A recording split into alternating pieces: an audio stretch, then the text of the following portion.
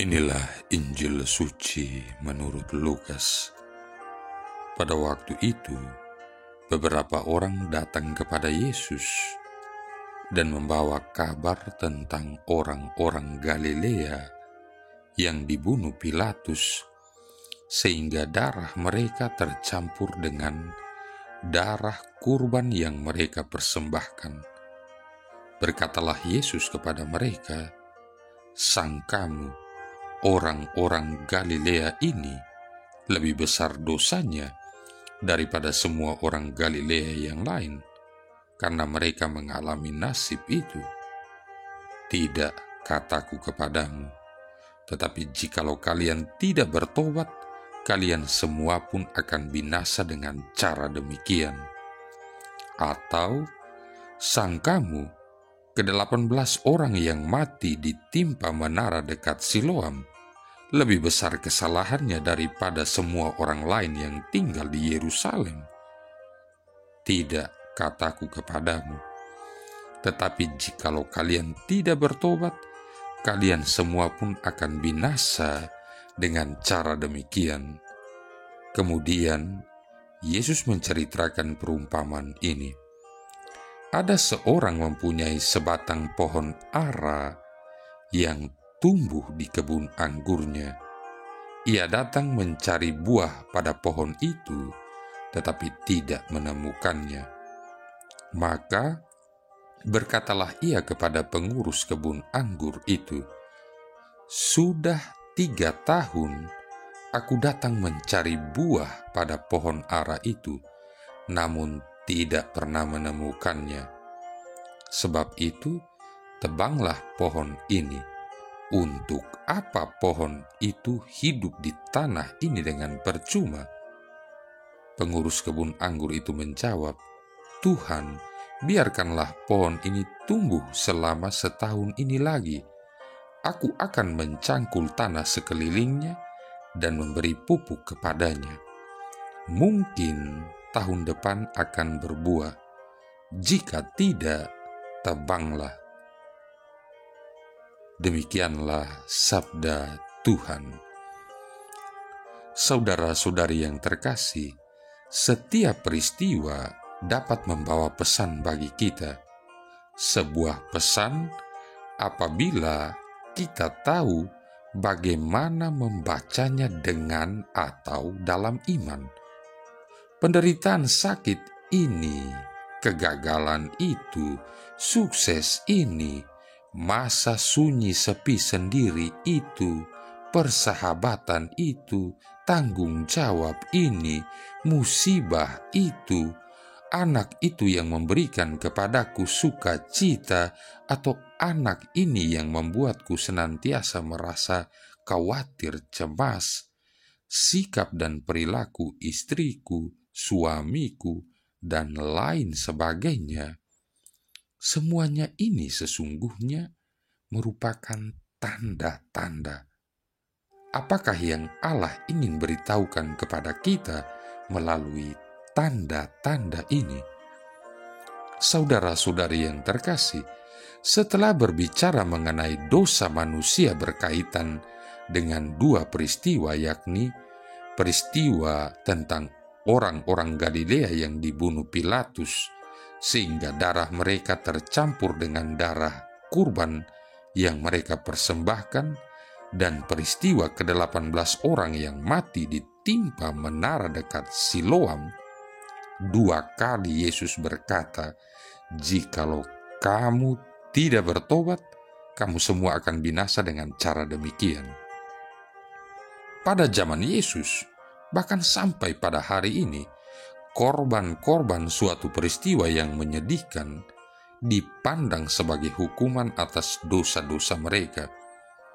Ini adalah jalan mudah untuk membenarkan diri dan membuat diri seseorang sebagai pribadi yang memiliki nurani yang baik dalam tanda petik. Namun penafsiran Yesus berbeda. Segala musibah, bencana, dan peristiwa-peristiwa yang tidak membahagiakan bukanlah hukuman dari Allah. Dalam hal ini Yesus bersikap tegas tanpa ragu sedikit pun. Pada hakikatnya, semua musibah dan sejenisnya itu adalah suatu undangan yang diperuntukkan bagi semua orang untuk bertobat. Semua kejahatan yang menimpa diri kita dan sesama kita adalah tanda-tanda kelemahan kita sebagai manusia. Kita tidak boleh menjadi mangsa dari rasa aman yang keliru. Seperti pesiara-pesiara di atas bumi ini, kita semua sedang melakukan perjalanan siara menuju rumah Bapa, tujuan akhir kita. Oleh karena itu, kita harus mengambil posisi yang tegas, tidak pelintat-pelintut. Peninjauan kembali atas peristiwa-peristiwa dalam kehidupan kita tidak boleh menggiring kita untuk malah menghakimi orang-orang lain. Hal demikian terlalu mudah untuk kita lakukan, melainkan untuk melakukan pertobatan pribadi. Saudara-saudari yang terkasih, kemudian Yesus menceritakan perumpamaan tentang pohon ara yang tidak berbuah. Dalam perumpamaan ini, seseorang mempunyai pohon ara yang ditanam di kebun anggurnya, dan ia datang ke kebunnya untuk mencari buah pada pohon itu, tetapi tidak menemukannya. Pemilik kebun itu berkata kepada pengurus kebun anggur itu, "Lihatlah, sudah 3 tahun aku datang mencari buah pada pohon ara ini, dan aku tidak menemukannya. Tebanglah pohon ini, untuk apa ia hidup di tanah ini dengan sia-sia?"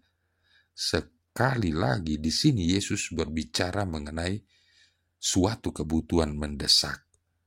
Marilah kita bertanya kepada diri kita masing-masing, apakah aku ini sebatang pohon ara yang steril, mandul, tidak berbuah bagi Allahku dan bagi sesamaku? Menanggapi perintah si pemilik kebun anggur, si pengurus kebun berkata, "Tuan, biarkanlah dia tumbuh tahun ini lagi. Aku akan mencangkul tanah sekelilingnya dan memberi pupuk kepadanya. Mungkin tahun depan ia berbuah, jika tidak tebanglah." Ini adalah unsur paling penting dalam menafsirkan tanda-tanda zaman, yaitu kesabaran Allah. Bagaimanapun, perlunya bagi kita untuk tidak kehilangan sesaat pun bagi pertobatan kita. Kita tetap harus memiliki kesabaran yang besar terhadap orang-orang lain, juga dalam melakukan doa bagi mereka. Kita selalu cenderung untuk menghakimi orang-orang lain dengan cepat, mengorbankan mereka tanpa pikir panjang lagi. Namun demikian, Yesus memberikan kepada kita sebuah contoh. Ia mencangkul tanah di sekeliling pohon ara yang tidak berbuah, memberikannya pupuk. Ini adalah sebuah tanda dari sikap Allah terhadap kita. Ini adalah sikap Yesus terhadap diri kita pada hari ini. Jika tidak, tebanglah dia. 1 tahun lagi bagi kita untuk berbuah. Akhir zaman sudah dekat, sudah dimulai.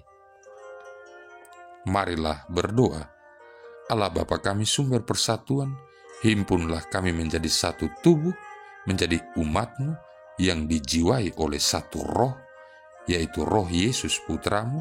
Semoga hidup kami ini menghasilkan buah kebaikan, kerukunan, dan belas kasih bagi semua saja yang menderita kesulitan dan kesengsaraan.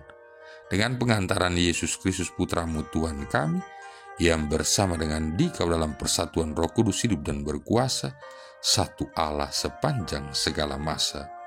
Tuhan memberkati kita sekalian, Bapa, Putra, dan Roh Kudus.